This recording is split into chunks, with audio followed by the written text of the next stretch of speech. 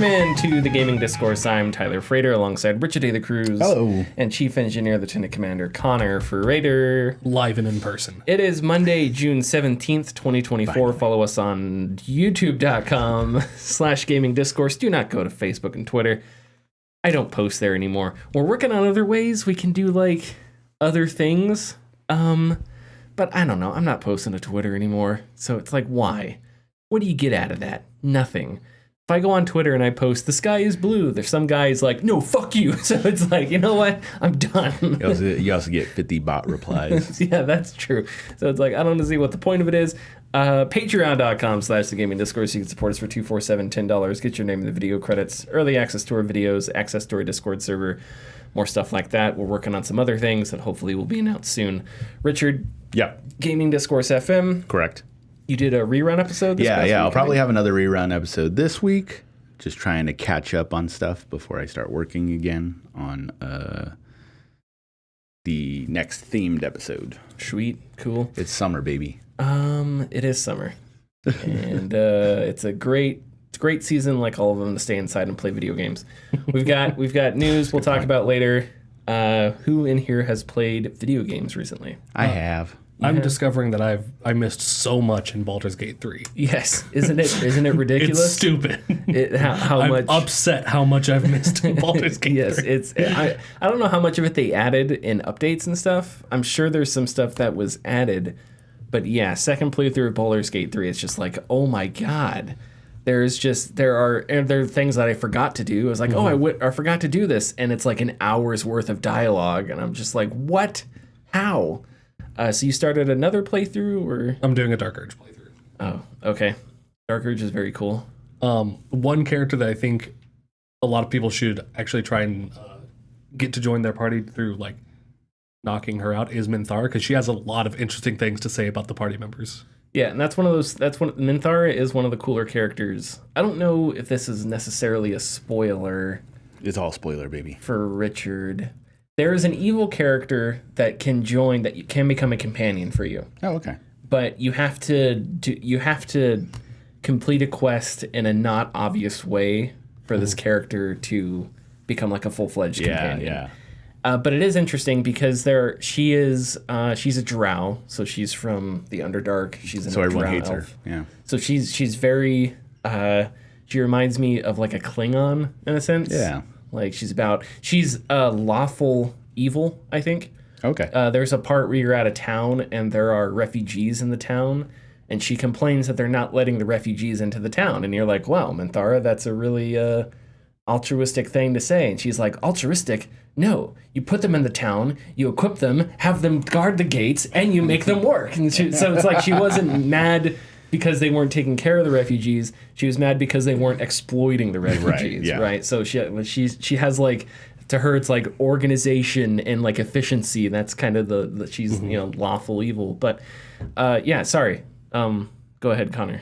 Oh no, if you go through and you want to have more like in-depth conversations with a character about the characters, you got to get Minthara. Yep, she's very good, and as a paladin, she's also incredibly powerful. Yes, she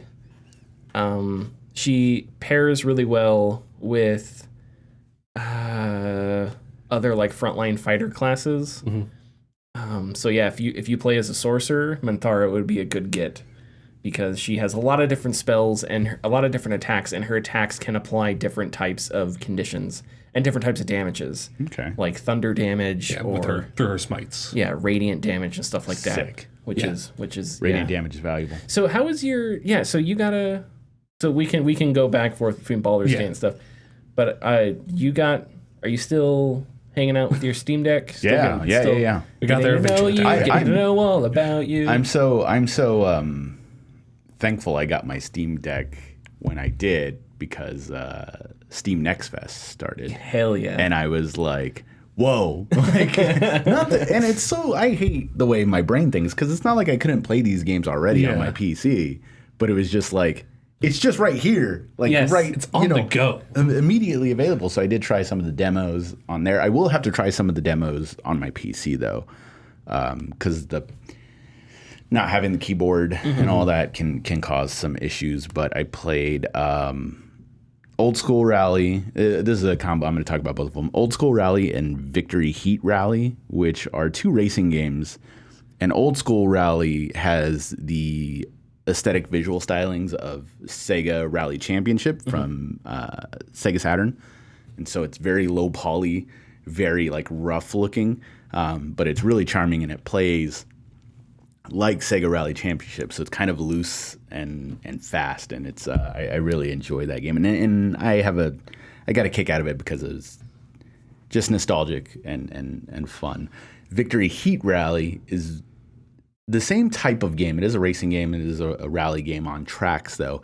But it has probably one of the brightest, most fun art styles I've ever seen, because everything is very, very bright cartoon, accentuated like animation styles.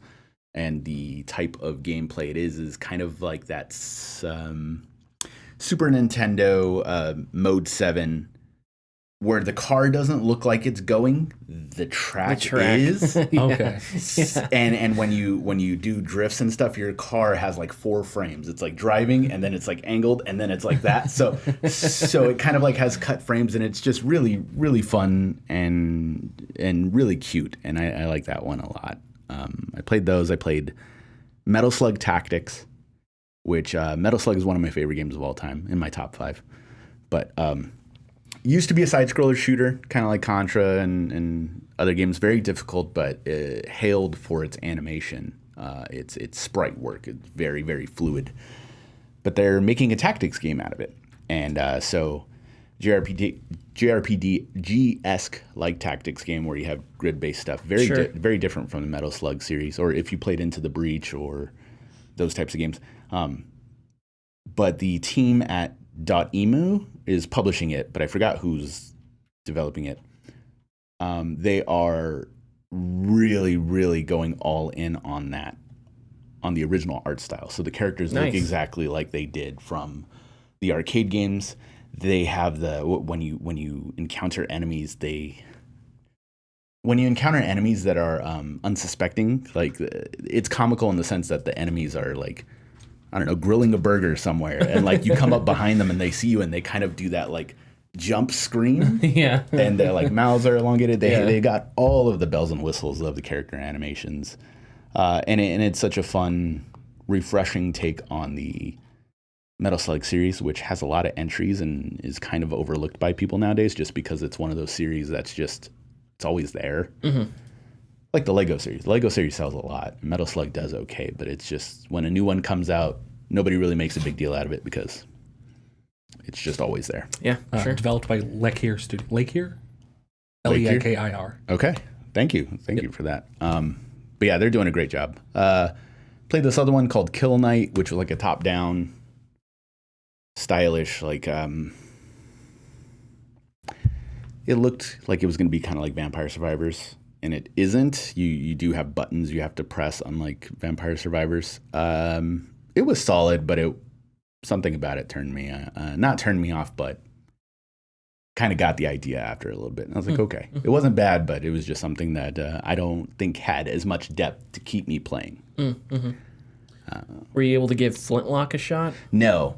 I still want to. I was impressed. I was like, good. Oh, okay, this looks really cool. And it wasn't just the combat seemed okay. I didn't really I only played it for like an hour. Didn't get super into the combat, so I don't really know. The trailer, but a lot of the cinematography and acting, right from the get go, it was like, oh wow, the acting, the voice acting is really good in this, and a lot of it was shot really well.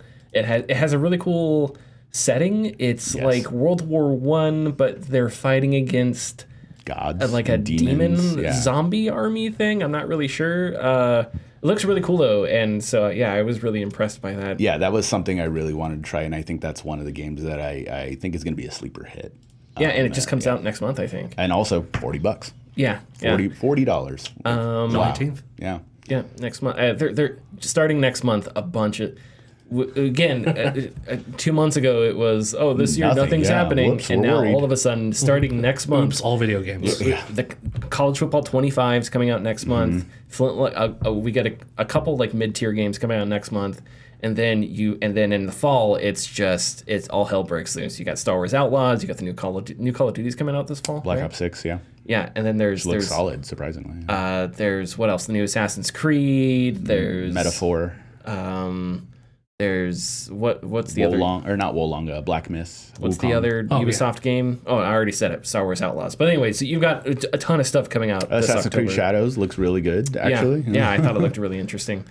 There was a game that, besides Baldur's Gate 3, the game that I probably played the most is a game in Steam Next Fest called Battle of Britain, I think. It's called like Battle of Britain Skies Above or something like that. And it reminds me of, have you guys ever played the X-Wing tabletop game? It's like X-Wing and TIE Fighters. I never did, no.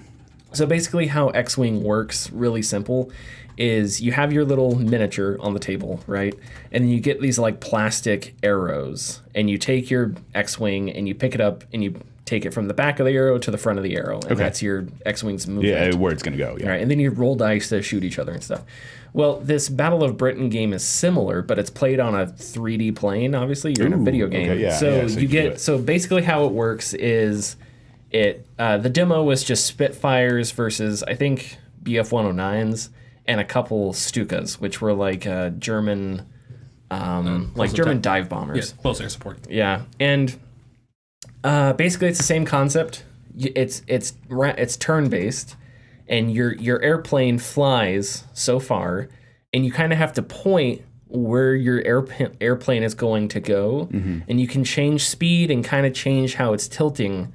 But a lot of stuff is taken into consideration, like if you fly straight up into the sky, your speed will reduce, and you can eventually get into a problem where you have reduced so much speed that the only direction you can go is back down to pick up speed. If you take really sharp angles, your pilot can black out. Yeah. So you can turn really heavily, but your pilot blacks out. You can take a really sharp angle and decelerate the throttle so that you go at a sharper speed, a slower speed, which decreases the G-force. Yeah. But if you take a really sharp angle and go full throttle, that increases the G-force. But anyway, it's a really neat game that actually has a lot of tactical depth. Combat Wings, Battle of Britain. That's it, I think. I've been looking is for that it. it? I don't know. No, that's not it. I don't think so. No. No, that came out in 2009. Yeah, it came out a long time ago. No. But anyway, it has a lot of depth that I wasn't aware of right off the bat. And you can Scramble. There it is. Scramble. You sure? Yes, that is it. Scramble Battle of Coming Britain. soon. Okay. It seemed very low budget. You can see in the images, it's like you have a blue line. Yeah. And then on that image there's a blue line. I know you can't see it if you're watching or listening to us. Just but anyway, imagine. in front of your airplane is a blue like ribbon. And on the sides of it, in that image, are two gray lines. And that's telling you your airplane's picking up speed. So there's a bunch of little indicators about what your airplane is doing. And yeah, the dogfights get really intense. And remember, it's played it's turn-based. So everything goes and stops. Oh, so yeah. you will I like that. So you'll have a turn where you're like angling down on a fighter, and you go ahead and go, the turn ends, and then you turn around, and behind you see an enemy fighter pulling up. You're like, son of a bitch, he's gonna try and turn onto my 6. So you have to where am I gonna go? And it's neat because it shows you the probable angle of what enemy fighters are going to take, but they will go a different direction when the round starts, and everybody's turn goes at once. Yeah. So you'll okay, I think this guy's going to my left, so I'm gonna turn my airplane to drift that way, and hopefully he falls into my gun sight, right? Yeah. But then the round starts and he veers right, and you're like, damn it! So you have to in the next round you have to turn and get back to him. Correct it. But I pulled off this maneuver I was really proud of. I'm sure it has a name, and if you're listening, you're not going to be able to understand what I'm talking about. But there was a German fighter flying flat in the sky. In my cockpit, I was turned at 180. and my cockpit was perpendicular. So I was about to fly directly into his guns and he was going to fire down onto my cockpit, right? So that's a problem. So what I did was I decelerated and I turned down, pointing my nose at the ocean, right? Yeah. And I did this so sharply that I lost speed, and my plane tumbled and went into a stall. And because the turns happened at once, the German fighter opened fire. Because when it's your turn, you have to say, okay, you're going to open fire on this turn. You have to anticipate what's going to happen. Right. Okay. So the German fighter, played by AI, he's like, okay, I'm going to open fire right as this turn begins because I think this Spitfire is going to cross in front of my nose. And so I'm like, okay, well, he's probably going to open fire, so I'm going to decelerate and go into a stall, and hopefully, literally, gravity will help me dodge his gunfire. And that's exactly what happened, and it looks so freaking cool because the bullets were like right in front of my fighter, and my fighter just fell underneath it. And then in the next turn, I kicked the throttle back up and was like flying again. But man, that game is really interesting. It's low budget. I don't know like how many missions or if there's going to be a campaign, but I turned on the Dunkirk soundtrack and I was like, let's do this. This is intense. And there are moments where it's like, you just don't know what the enemy fighter is going to do. So it's a lot of like, it's a game of chess, but instead of taking turns, you go at once and you have machine guns strapped to your pawns, So anyway, sorry, what else were we talking about? Other video games. Just other video games. There was a game I wanted to talk to you about. I saw that you wishlisted it called Conscript. And it's a the World War I horror game. Top-down horror. That looked really cool. I did not get to playing that, unfortunately. I didn't get to play it either. There's a lot of things that I looked at and I just haven't been With able to a lot play, of demos on Steam Next Fest, the developers won't take them down. Yeah. So if you install them, you can play them after the Next Fest is over. Yeah. Some developers will close them, which I totally respect, but some will leave them open for like months. Yeah. I have demos I still installed on my computer from Next Fests like a year ago, that I just haven't uninstalled yet.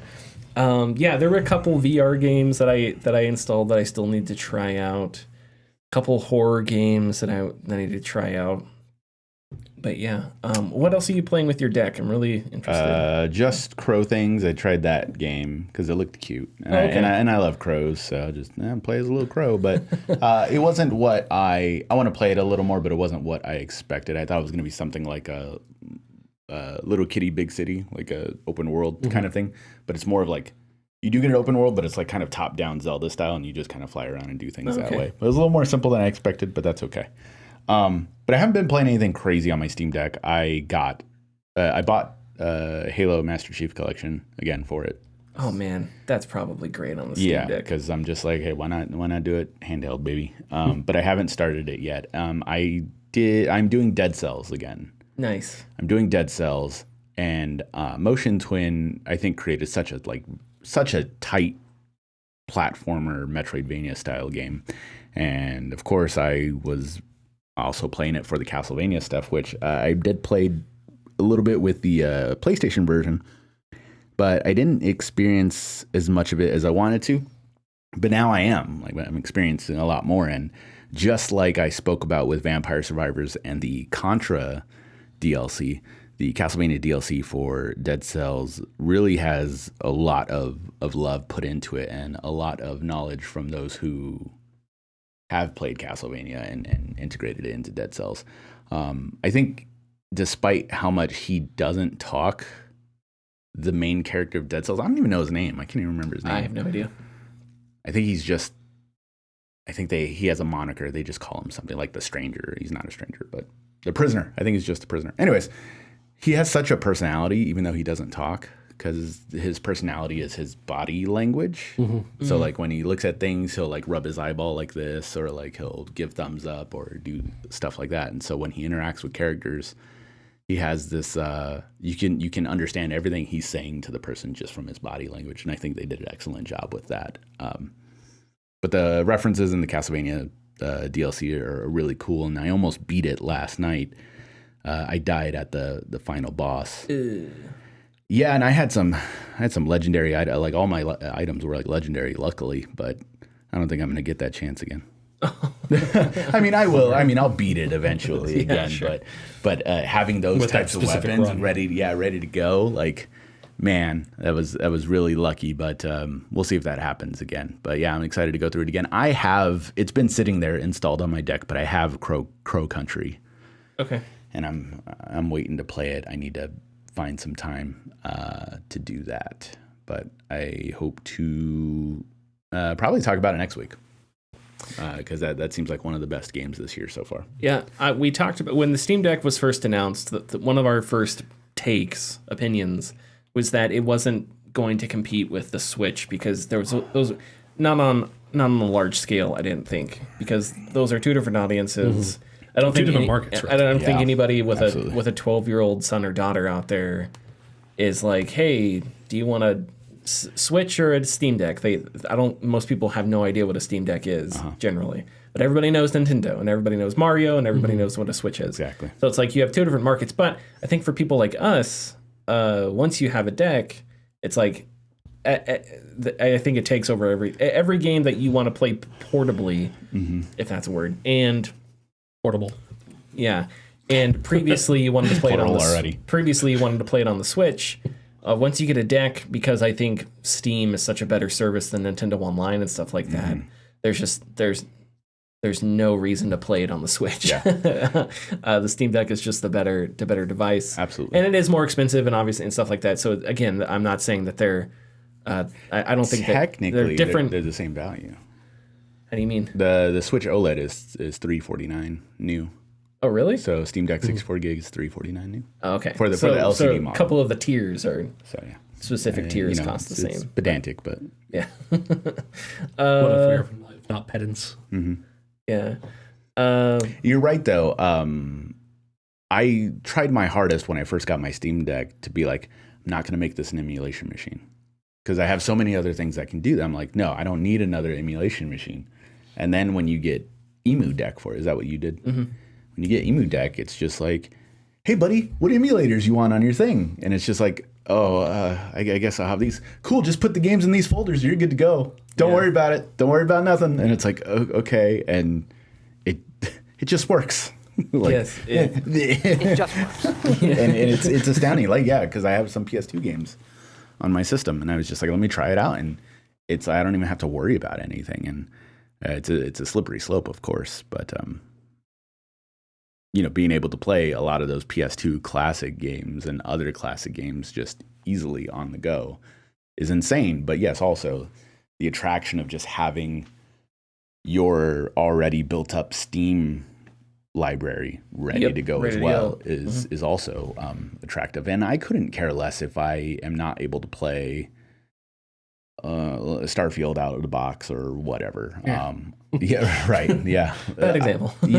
I'm still able to play Witcher 3. Like, Cyberpunk apparently runs pretty all right on it, and Ghost of Tsushima runs well. Like, it seems like it will at least be a viable console for the future. And with Steam, it's not a requirement, I don't think, but for them to have that badge of if it's I think that puts maybe negative pressure on developers to like, we got to have it Steam Deck verified, but that's just another possible sale, and that's just another possible entry into I have heard that if your game is Steam Deck compatible, if it has the green check mark, it can actually improve your sales. Yeah, I'd imagine it does. Because a lot of people, because people buy games for a lot of different reasons, right? But one of the reasons is if a game is on sale and it's Steam Deck compatible, and you have a Steam Deck, then that's one more excuse for someone who's like, oh yeah, I'll throw this into the cart. It's the Steam sale. It's on sale for 10, 15, $5, whatever. And maybe I'll eventually install it on my deck or whatever. Well, that's what happened. I looked at, because Capcom's having a, so there's a lot of people having a sale right now, but Capcom had a sale. Devil May Cry 5 is like $10, and that game is very, very beautiful. And I was like, oh, does it run on Steam Deck? Sure enough, it's verified, and it's just like, okay, that would be a good one. Sure, I'll drop another $10 on. I'll drop another $10 on Resident Evil 2 again remake. Right, yeah. Or the Resident Evil HD on the deck. And Resident Evil 4 plays on the deck too, I think. I think so. Yeah. So, jeez. I had something I was gonna say. about the Steam Deck, but it's going away. That's okay. So I don't oh, this is what I was going to say. If you are I hadn't thought about this until actually a couple of weeks ago, but if you are Microsoft and you're in this stage where, you know, you're trying to figure out how to get devices everywhere and put games everywhere, do you think there are people disappointed within Microsoft that they had not figured out a way to do the Steam Deck, but also that Valve chose Linux over Windows? I think they've come to terms with Valve never running. Yeah. But Windows and obviously it wasn't like Valve chose Linux last year or anything. Obviously that history goes back years, and the decisions behind that feud. and the decisions behind that have complex reasoning that I don't totally understand.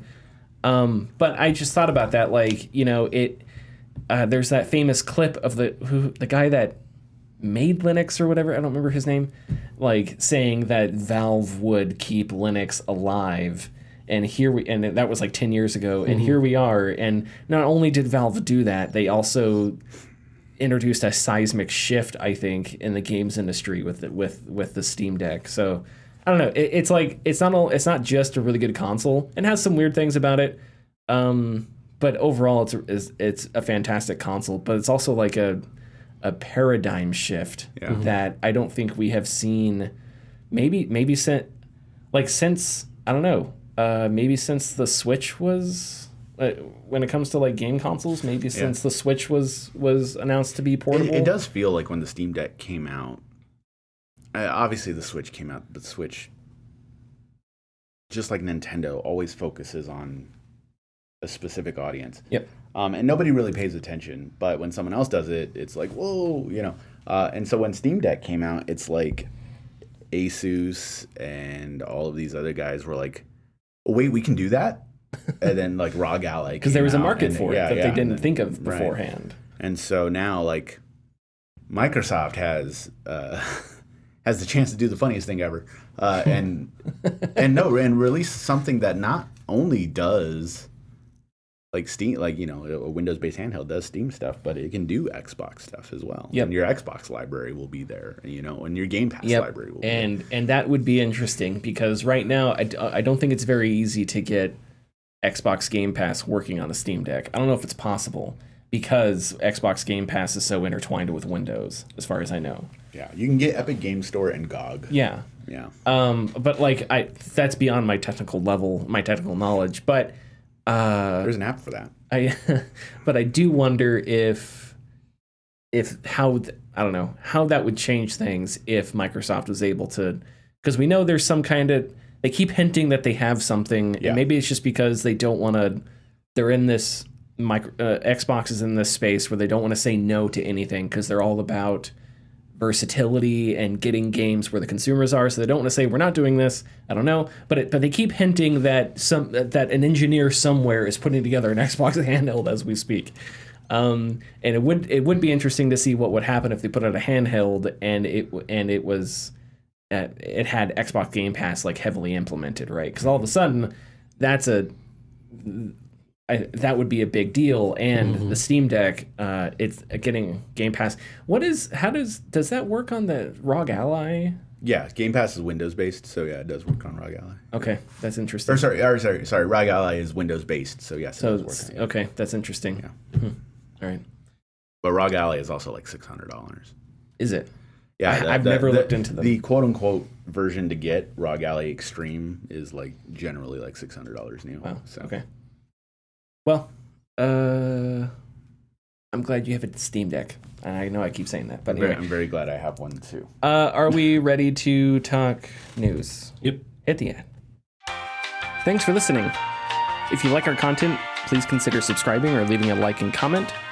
You can find us at patreon.com/thegamingdiscourse. And our tiers are $2, $4, $7, and $10 and include getting your name in the video credits, early access, and access to our Discord server. So I wanted to talk about this story regarding mock reviews written by Emma Kent for GamesIndustry.biz. It gets into what mock reviews are, some of the differences between mock reviews and other like techniques of feedback for game developers, and have a discussion about, I don't know, what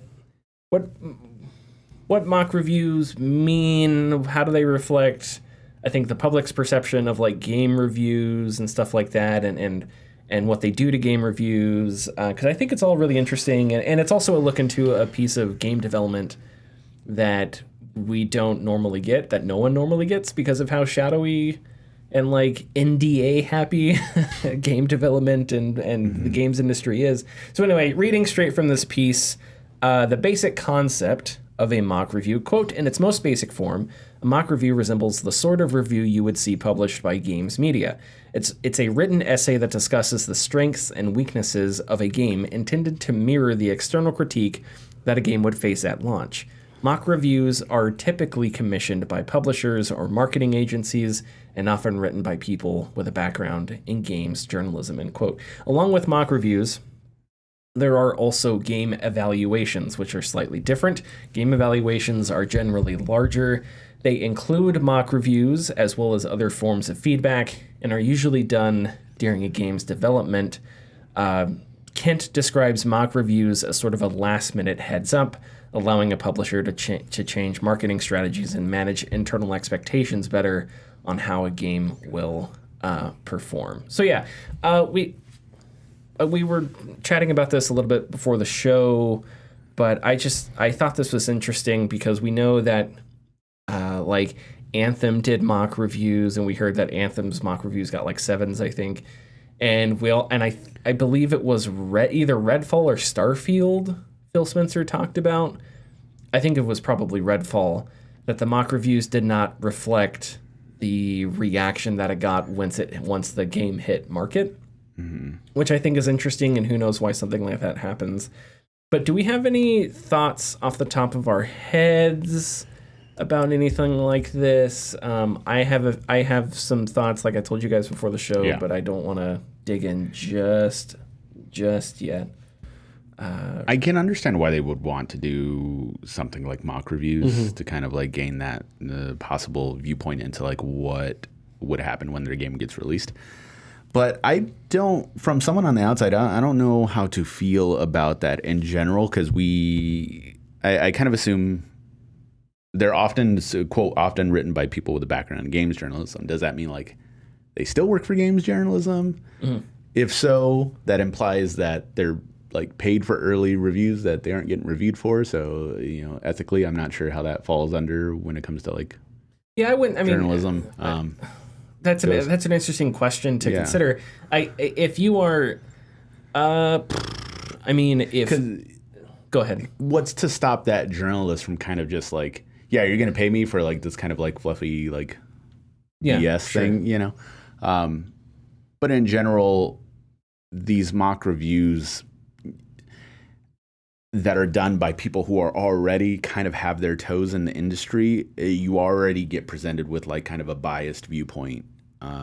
And I don't think that you get the real reaction from folks on the outside.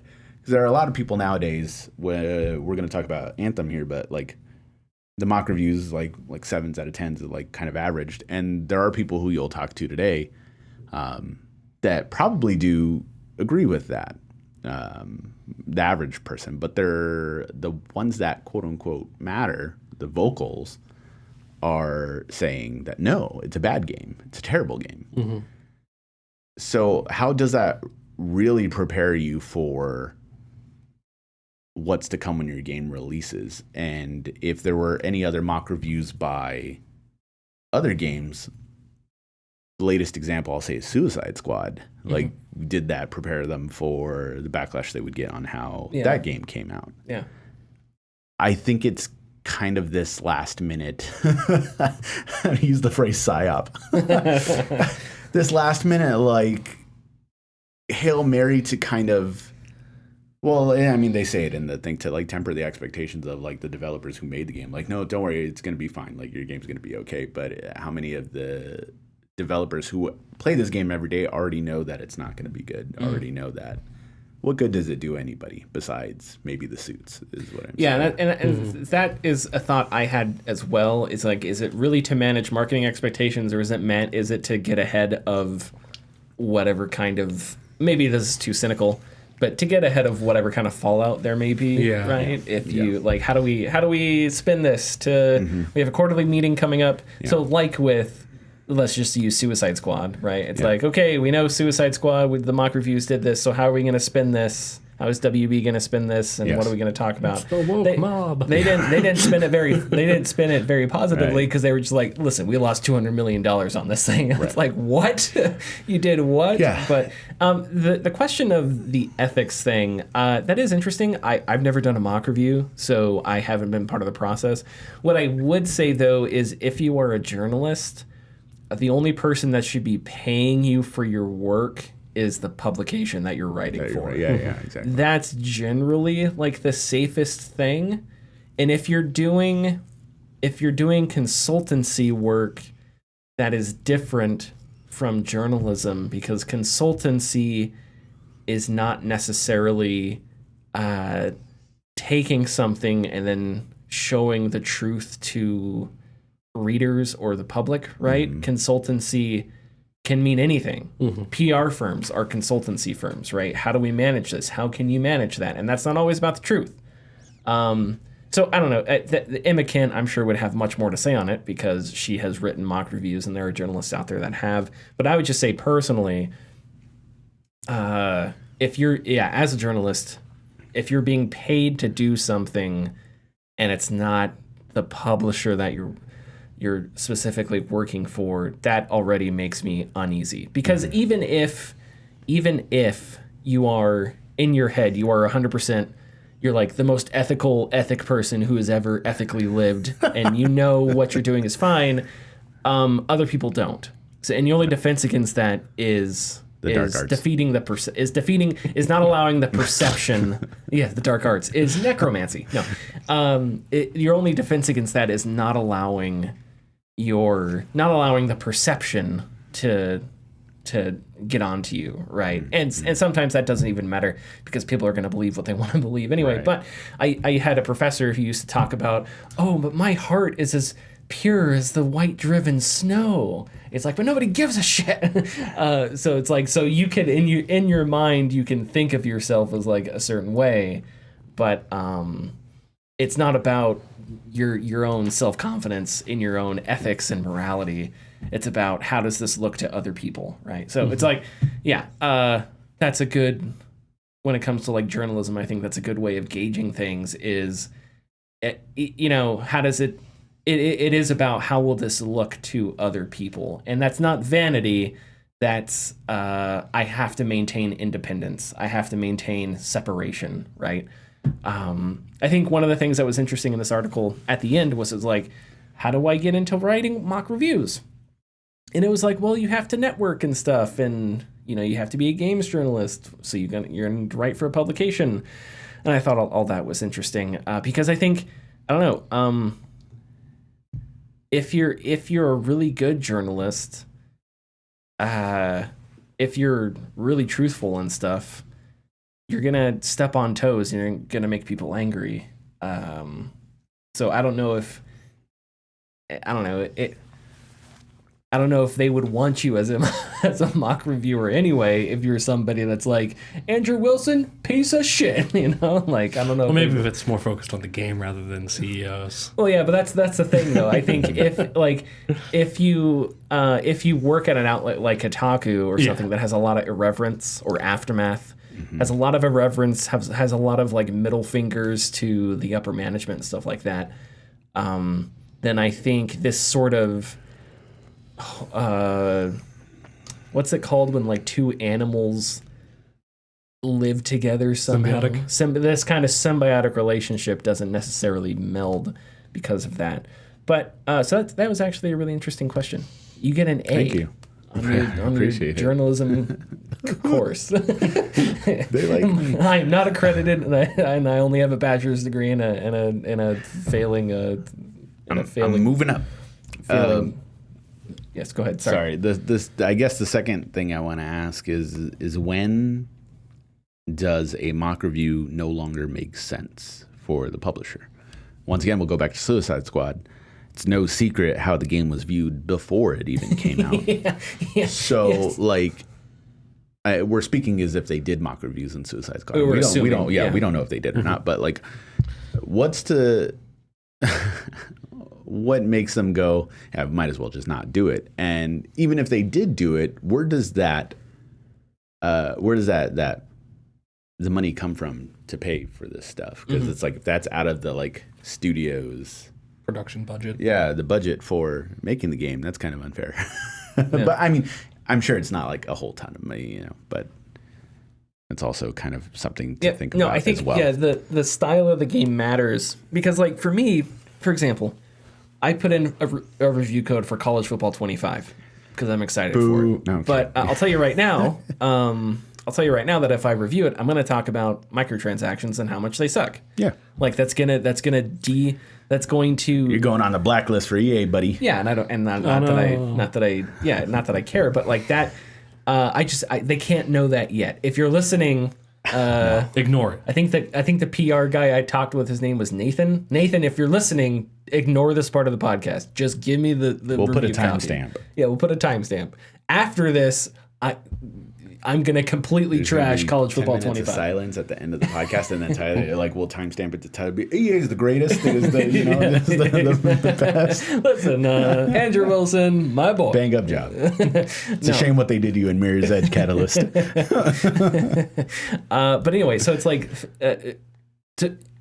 as I was saying, I want to review College Football 25, and I think live service economics and live service mechanics are a part of reviewing that. So it's like if EA wants... If you are doing mock reviews, you cannot have any other opinion except loot boxes are bad, right? Mm-hmm. If you think loot boxes are not bad, I sincerely doubt your reasoning abilities. So it's like if EA wants mock reviews of games, and I walk in there, I'm like, well, part of the problem, EA, is that you have elements of your games that are bad. So it's like, I'll write the review, but just know that these things are bad and are going to hurt the review score that you apparently care so much about. So it's like, so what do you want me to do? Do you want me I can't just ignore those elements. Mm-hmm. So within the confines of Suicide Squad, I think it's similar because Suicide Squad has had live service mechanics. I think the idea of like a live service Suicide Squad was strange and kind of weird from the get-go. So you have a similar case there of like, it's a false pretense in a sense, is, you want me to review this thing, but this thing is sort of a malformed idea to begin with. So it's not really like a product that you can approach completely. It's not like eating a new food. It's like, well, this food's already burnt, so that's already something that objectively is going to hurt, like how it tastes.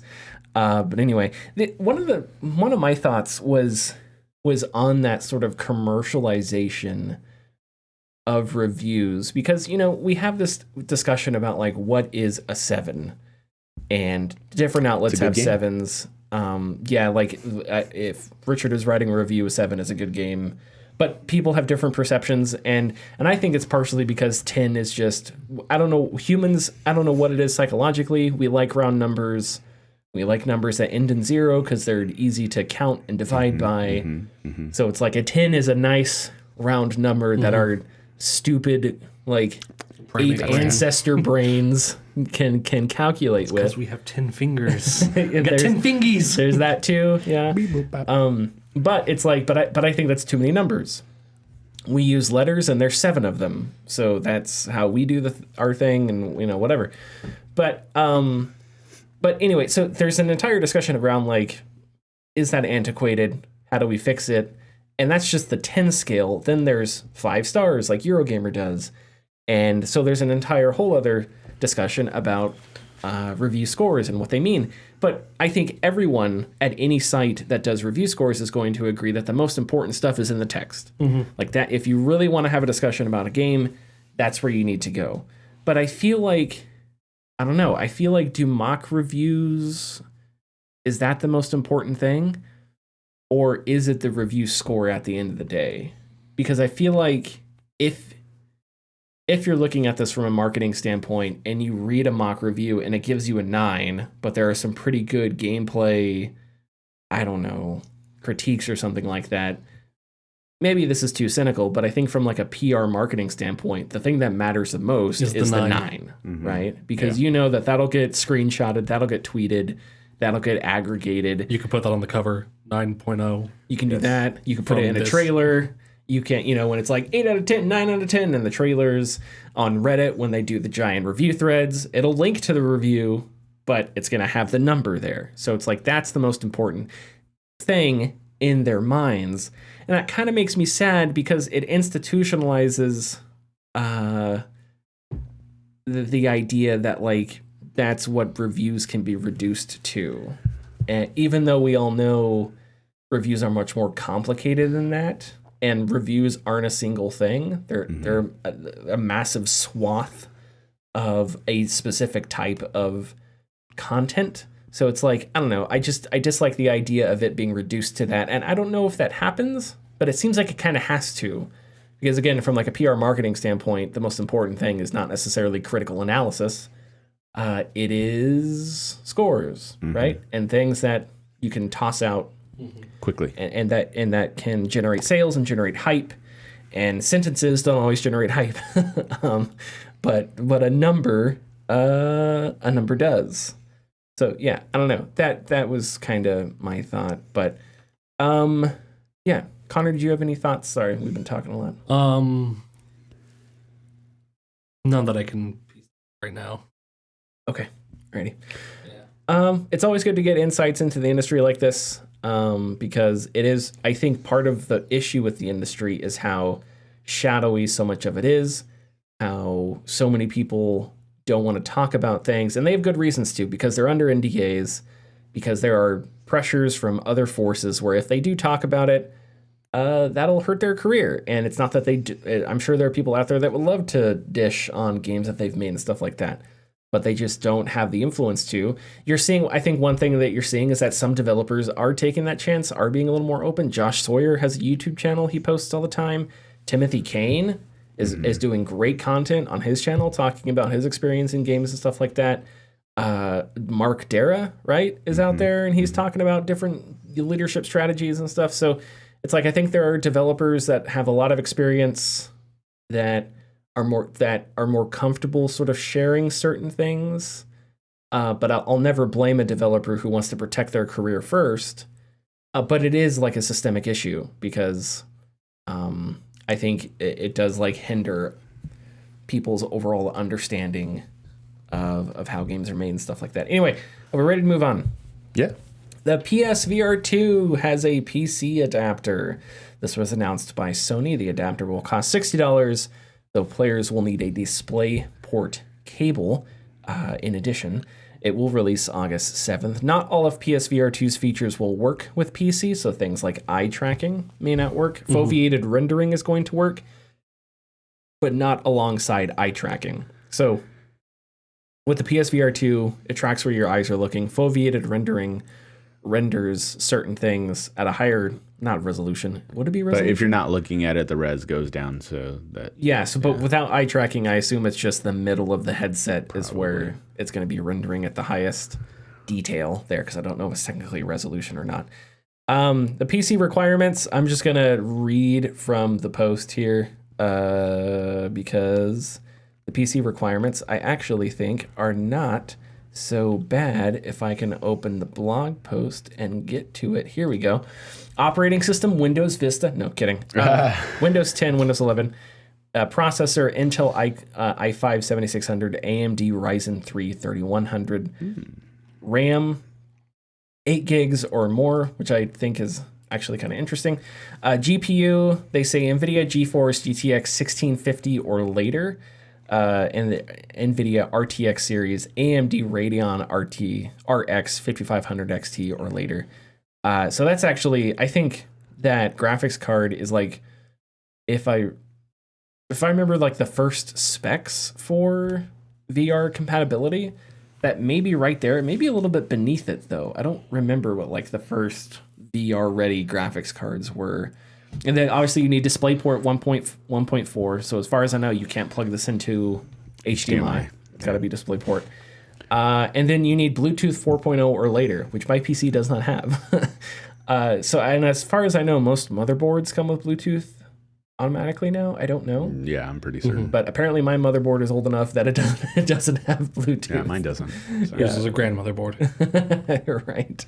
But as far as I know, that's for the controllers, because the controllers connect That makes to... sense, yeah. Because I think like the Knuckles controllers for the Index connect to the headset. But the PSVR 2 controllers connect to the console itself via Bluetooth, just like the actual controller does. So yeah, that's interesting. So I don't know. Do we think this is too little, too late? I have a lot of thoughts on the current state of like the VR market and stuff like that. We haven't talked about some of the VR games that have been shown off in the past few months. There is some we haven't. really cool stuff. We can have that discussion too. Sure.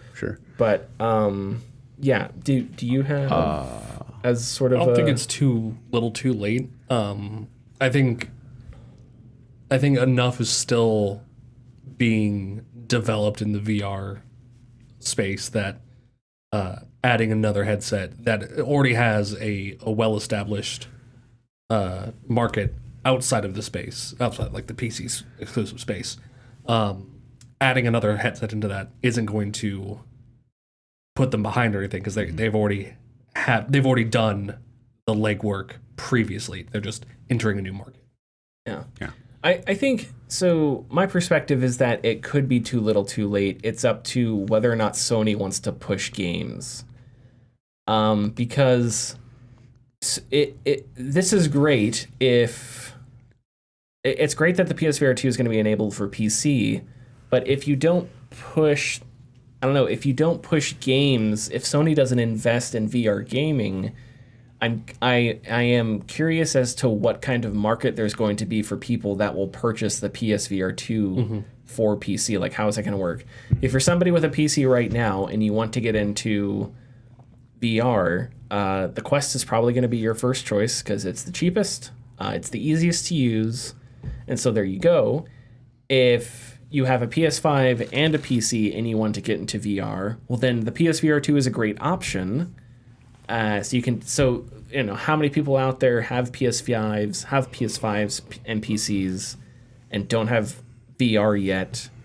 What is that market like? I don't know. And then you have people who don't have any. And in that case, Quest is your only option because it's the only standalone headset.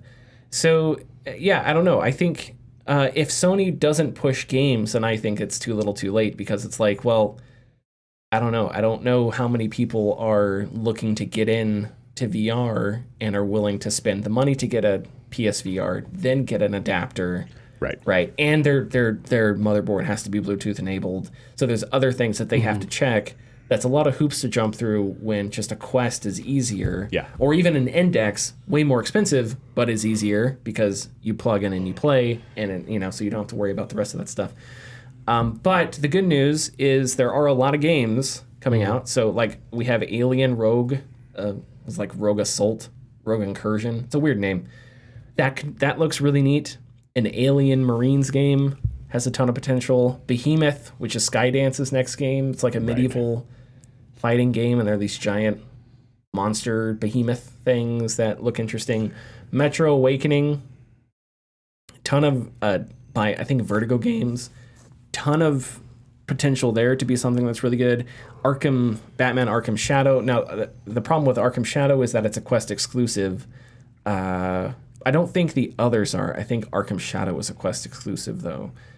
But anyway, that is going to inject interest into the VR market. So you do have games that are important, big games coming out soon. But I think if you're Sony and you really care about the VR space, you have to invest in publishing games. Yeah. And I don't know if Sony is ready to do that, partially because they just laid off a bunch of people, and also because they apparently want Concord to be the next thing. So it's like, I don't know, if you're pushing live service and mobile, do you really have room to try and set some of your studio to invest in VR gaming and stuff like that? Well, they've been acclimatizing to the PC market with some of their games being released there. Yeah. So they know there's a secondary market. It's not a huge leap to assume that they're also considering just PC games. No, it's not. But I just don't know if I trust. Like I made an entire video about this. Like I think Sony has the means, has the IP, and should do it because one, I believe in VR, but that's sort of a complex belief because I am not one of these people that is like get over being sick. VR's fine. I totally acknowledge that, like, 5 out of 10 people or whatever just can't do VR. Yeah. They just can't. So I'm not one of these VR apologists that, like, waves their hands at people that get sick all the time. There are realities about that, I think, medically, that some people are just not going to be able to put up with it. And there's a bunch of accessibility hoops. But also, I don't think Meta is, like, a great shepherd for VR because they are not a game company. And that's not what they're focused on. And I think what they have done in some ways is sort of hurt the market because, you talk about games like Asgard's Wrath 2 or Assassin's Creed Nexus, both which reviewed fairly well. I think Asgard's Wrath 2 reviewed excellent. I haven't played either. Yeah. But they're both Quest exclusives. And we know Ubisoft decided to get out of VR because of apparently the numbers for Assassin's Creed Nexus were just so low. Yeah. So it's like, so that's not a good sign. But I speculate that if Assassin's Creed Nexus was on Steam and everybody could see it on Steam and was on PS5 and you had banner ads on the PS5, would that have changed its fortunes? I think it's a really good chance that it could. Yeah. Because the company Meta that has the exclusive rights to Assassin's Creed Nexus right now really isn't focused on VR. They're doing like AR glasses, and they're really kind of invested in doing other things. And a lot of people got their Quest and put it down. And in order to see what's on Quest, you have to like make the effort. I don't think the same kind of effort. You don't have to expend the same kind of effort to see what's on Steam or PlayStation. No, right? you don't. And that will make or break stuff, and we talk about it all the time. But another example, I have lots of examples tonight, but just recently Kingdom Hearts released on Steam. And for the last 2 years, that entire series has been on Epic Game Store. And I completely forgot it was. But when it came out on Steam, not just the audience, but the publishers as well, Square Enix, acted like it's never been released on PC before. Yeah. And their advertisements were going all out for the release of the Kingdom Hearts series on Steam. And so, yeah, you're right. If you did have a game like, I know it's unrealistic, Resident Evil 4 VR or even Assassin's Creed Nexus, yeah, there would be a huge burst of sales for that game because that's where despite how good Quest 2 and 3 are, like the PC market belongs to, or the VR PC market belongs to Steam, because the large majority of users aren't just playing stuff like Walking Dead, Saints and Sinners and Until You Fall and all these other games. They're also playing VR chat, which runs considerably better on PC than it does the Quest. And so it is that notion that the publishers would have to look at the obvious best place to release their game. Yeah. And it's fine. It's fine if you want to have an exclusive on Quest. And I do agree that it's a great headset. But you do have to think, if you want to make more money, you do have to think in the long term. And limiting your release to just a singular headset is a bad idea, especially in a market that is clamoring for releases more consistently than all the other consoles are. I love VR as much as everybody, but it is disheartening to see, even our boy Matt Piscatella just be like, yeah, VR's dumb. Like, what do you and other people, even though it is, instead of going, you guys playing VR? Cool. Like, glad you keep enjoying that. But instead it's like, yeah, look at those guys playing VR. They're dumb. And that's kind of like the perception of it. It's really unfortunate, but VR has some of the best experiences I've had. Yeah, in games and it's not like, I think where my defensiveness of VR comes from is it is not motion controls. It is not gimmicky motion controls. Like, there are legitimate experiences and I've talked about all kinds of them on this podcast, like games that cannot exist anywhere else. Like you cannot play Onward on a desktop the way it's set up. The way you move your body, the way you reload your guns, stuff like that. You can't do it anywhere else but in VR. So it's like it is a legitimately different paradigm for gaming. I will never argue that it is the next thing or the future, right? Madden will never be replaced. Madden, the way it is on a flat screen, it is as good as it's going to get, unless eventually you get the Matrix where you plug something into the back of your neck and you're standing on the sidelines, right? Until we get the Matrix, Madden is as good as it's going to get. That doesn't mean there are VR quarterback games that are different, but that's not Madden. That's a VR quarterback game, right? So it's like Madden itself will never be better in a headset. I just don't believe that because of how it works on a flat screen TV. But I think like a lot of the resistance to VR, it bothers me sometimes because it's like people's reaction to Web3 or something. Where it's like, oh, all this tech hype, and that bothers me because it's like it's clearly a different thing. And if you have played Boneworks, and if you have played Half-Life Alyx, and if you have played any number of games, if you have played VTOL, I think you would, I can keep going. You would find that inarguable, right? That it is a different paradigm that has legitimate, like, technical authenticity to it that is not just hype and people wanting to get out with whatever money they have invested. So I do kind of get defensive about that. But I had this is a night where I keep forgetting a bunch of thoughts. Oh, I do wonder, like, okay, because if you have a gaming PC, chances are you're more of like a quote-unquote hardcore gamer, right? Sure. Yes. For lack of a better term. Yes. Yeah. Because that means you're invested, because every few years you have to update that bad boy, right? So that means you're constantly spending money. That means you're on Steam, right? That means maybe you try modding. So it's like, if you have a gaming PC, you're more invested in gaming than if you just have a console. All right. Now, the Quest is sort of just a console. So I think before the Quest went standalone, if you had a VR headset, you were probably one of those people that was more invested in gaming because you had to have a PC. Then the headset went standalone. So I wonder how many of those people got a Quest headset, but those are the same people that are the casual gamers, right? And because of that, they're not jumping into VR all the time. Where if you are a PC-centric gamer and you have a headset, you are more likely to continuously use the headset because you constantly play more games. Does that make sense? Yeah. Of like the different markets there? Yeah, absolutely does. And I think that's probably happened. I don't have any evidence to back this up except for Meta constantly dropping user retention with the Quest. But I feel like one of the issues with VR is that it's been hampered by Meta just tossing money into the sector, carving out a large chunk of the market and hugging it to their own body. And now all of a sudden, if you want to get into VR, you have to like contour yourself to that.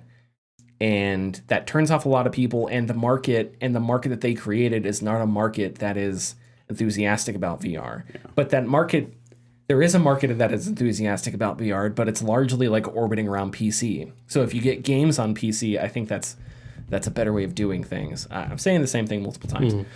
Anyway, so with PSVR 2, this is great. I'm glad Sony did it.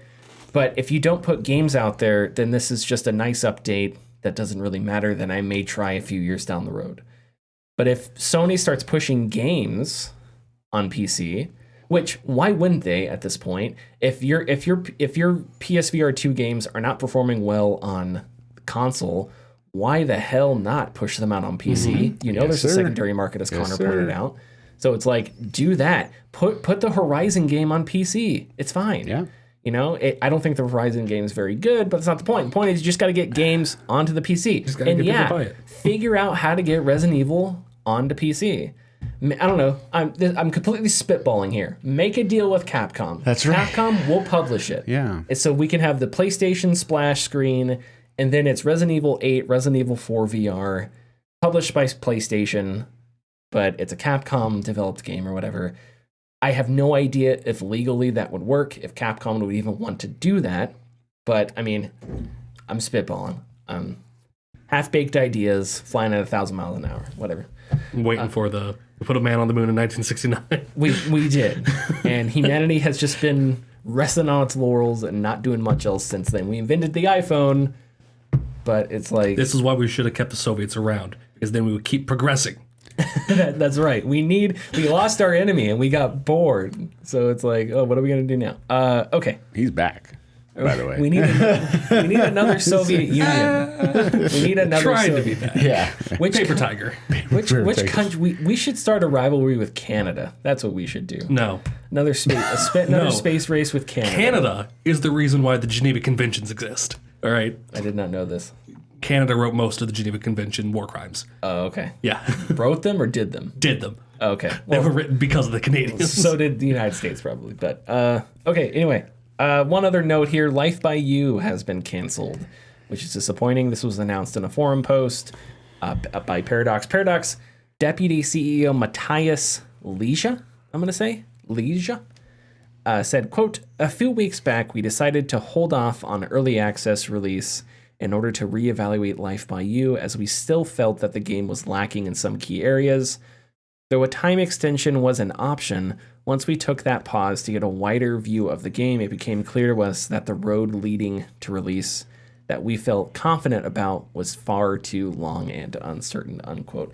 I just wanted to mention this because that's really disappointing to me. I was looking forward to it, but also Sims needs a counterpart. needs a City Skylines. Yeah. Yep, The Sims needs a City Skylines. I know like Paralives is another sim-like game that's in development, and there may be a few more. But and I know Paradox has like a weird reputation of both being a really good publisher and one that constantly stumbles out of the gate, which is weird. But this seems strange to me because a game with the scope of Life by You feels like a perfect candidate for early access. But apparently it was so behind schedule that even early access wasn't going to save it, which I think is interesting. That is very interesting. But that's too bad because, yeah, we need a Sims needs a City Skylines, and it's not going to come from Paradox, unfortunately. So do we have anything to say about this? No, just agreeing with that sentiment. Yeah. There was another, once again, I got examples tonight, but a musical artist that I listen to that Connor knows of, Joey Valence and Bray. And the interesting thing about them is that they have a sound that's very similar to the Beastie Boys. The thing is, since the Beastie Boys, there really has not been anyone that has done their style, and has had their approach to music.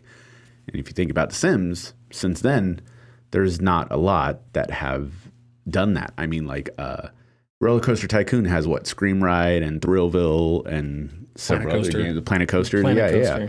SimCity, of course, has City Skylines and other games. Civilization has what? Well, I guess like Civilization has like Old World and Humanity. Yeah, but I like, would say Crusader Kings is probably close enough. Yeah, but like Age of Empires has like what, Total War and like other types of RTS games like that. Maybe I'm stretching that a little thin, but anyways, yeah, it's unfortunate that Life by You has met this fate, especially since it was such an interesting pitch. Wasn't it led by the guy that made Sims? Or am I wrong on that? I don't think so. One of the lead developers? I don't know actually. I don't remember now. But I do think, and I know it's unethical to say something like this, but it's like they had a framework. What's to stop them from like kind of, I guess that's the purpose of early access. Release that framework and kind of just let the community do what they want with it. Yeah. But as the developer, create that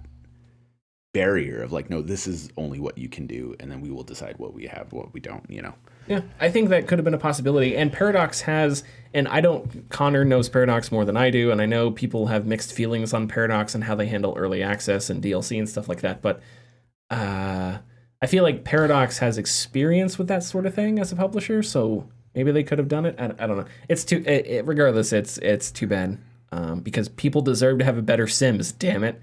And not the kind that Electronic Arts occasionally eviscerates every few years. Led by the former executive vice president of EA Play and head of The Sims, Rob Humble. Yeah, Rob Humble. Yeah, I was gonna say. I don't know if he was like the guy that first created Sims or whatever. Obviously, being a He was the head of the Sims label. So okay, yeah. Okay, let's do tidbits. Okay. What if I told you, in this world, there are bits and there are tids, and Richard is the only man who can put them together into tidbits. I mean, I don't have tidbits, but I have one that I can just like. 350 Nintendo Switch carts were smuggled into China by a woman. They're stuffed in her bra. Yeah, I saw They're that. seized by Chinese customs. I think it was over $10,000 in Switch cartridges. A lot of Minecrafts, a lot of Hades. So was it? It was just the. It's just the cartridges, yeah. Just the There's- cartridges. Yeah, just the cartridges. Yeah, not like Very the small. boxes. Yeah, That would be impossible. That would be. Yeah. But yeah, she messed it up for everybody because she was incredibly nervous and acting all shifty. That's too bad. Yeah, gotta get could've better made- smugglers. Yeah, could have made a lot of money, but See, I don't know. I feel like there's got to be an infinite number of better ways to smuggle. gotta figure out how to make money off this. to smuggle Switch cartridges. I don't know. Right? Oh shit! He's gonna steal my sticker. We'll just. I guess we'll just go ahead and reference. go ahead and reference. I think you should leave. He doesn't croon once that entire time, by the way. And and you know the best part of that sketch is the beginning of it when he's being like a real sincere friend. He's like, hey, I'll give you, and you know it's gonna go downhill instantly. Yeah. But anyway, okay, I think you should leave. Watch it on Netflix, and I think we should leave. Follow us youtube.com/gaming discourse, patreon.com/the gaming discourse, and we'll see you next week. Bye-bye. Bye.